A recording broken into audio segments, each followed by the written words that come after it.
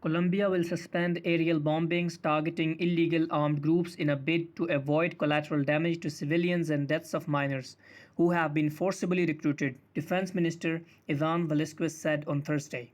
The announcement, which said was also a gesture of government willingness to engage in possible talks with armed groups, is a shift in Colombia's strategy against left wing guerrillas and drug trafficking gangs. The country's almost 6 decade conflict has killed at least 450,000.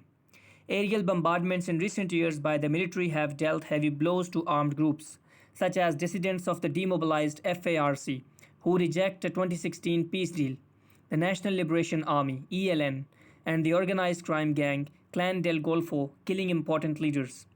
The bombings must be suspended. We are going to evaluate the specific moment in which an absolute guideline can be established.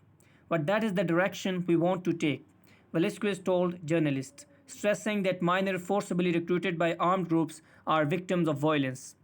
Military action that is carried out against members of illegal armed groups cannot endanger the lives of these victims, he added.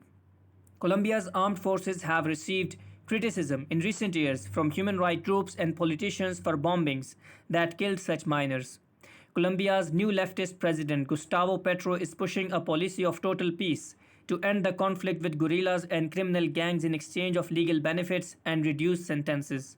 Such a policy is not weakness on the part of the state, Velasquez said, adding that Colombia's armed forces and police will continue to fulfill their constitutional roles.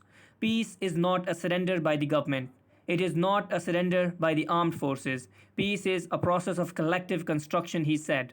The Defense Ministry is also evaluating the purchase of a new fleet of combat aircraft to replace its aging Israeli made Kafir plans, Velasquez said.